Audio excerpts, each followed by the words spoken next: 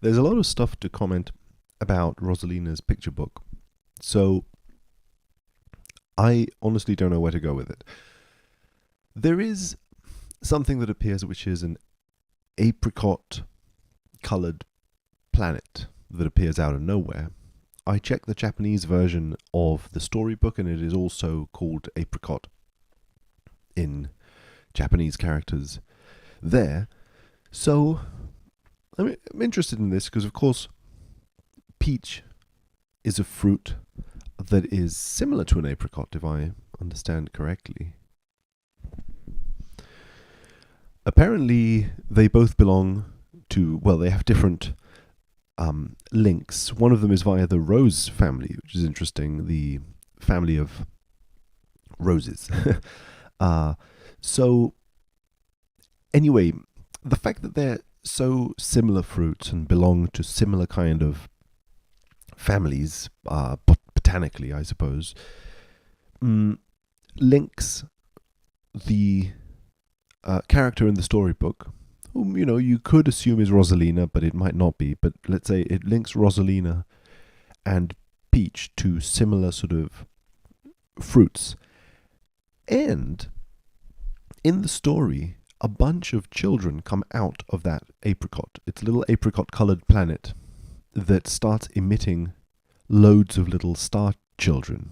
In the Japanese version, the Lumas are called star children, so they're much more explicitly referred to as children, so to speak. And I was intrigued by this because I know there is a sort of notion, I think, in China, I guess originates in China, this idea that a peach is a fruit associated with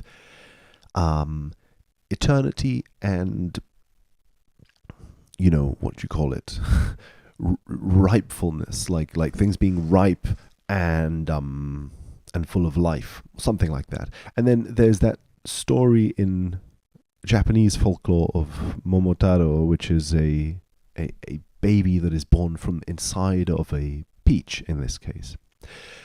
So the idea of one of these peach-like fruits that has maybe connotations in Chinese and Japanese folklore to eternity and life-giving properties, and children, star children, coming out of these fruits, I find interesting, I suppose.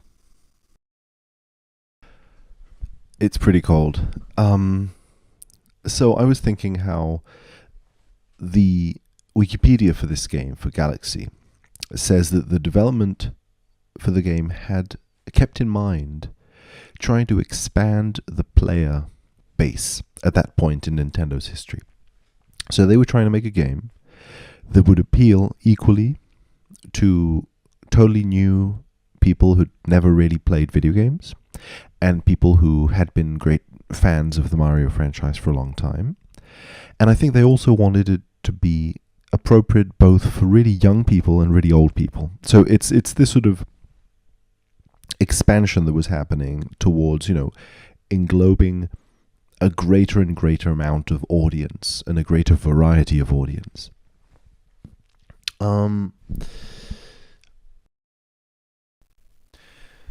Maybe I'm mistaken, but I get the feeling that part of the strategy they were taking was this whole spherical world idea.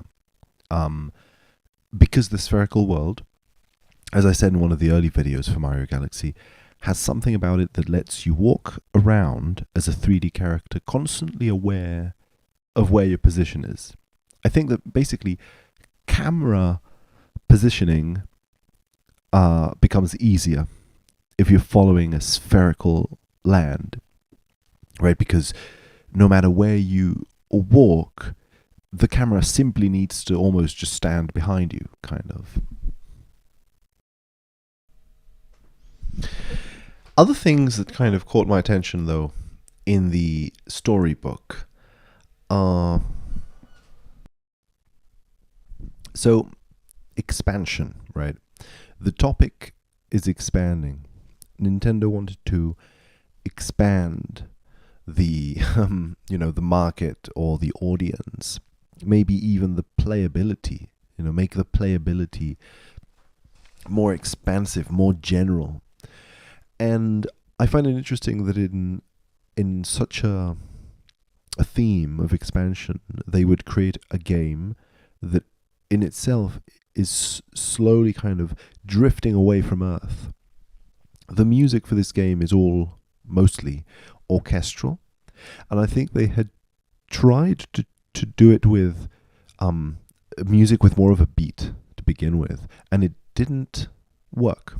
And then they tried orchestral versions, and it worked. And I have a feeling they even expressed this as like a desire to make music that sounds like you're floating in space. So the whole game is very much about being somewhere else that's kind of pretty far away from Earth, right? And then returning. At the end of the game, Mario returns and lands back on solid ground. At the beginning of the game, he's on solid ground. I mean, it's solid all the way through, you could say, but solid in our conventional sense of the word. We usually understand that to be more solid than floating up in space. So, the idea of floating up in space and being slightly, floaty, I think is sort of connected to this idea of the camera angle always being available. The game having such a system that makes it so that you're always in focus. There's no way a blockage could be created. There's no sort of corners or dead ends. When you go around the circle, you just start at the very beginning, and the camera kind of loops around with you all the time. So the floatiness of space, I think, is being connected with the floatiness of a player experience that has a camera angle that's permanent and no possibility of of floating away somewhere where you couldn't be seen, so to speak. So I find this interesting because, of course, the way this floatiness is being achieved is through spheres, spherical objects.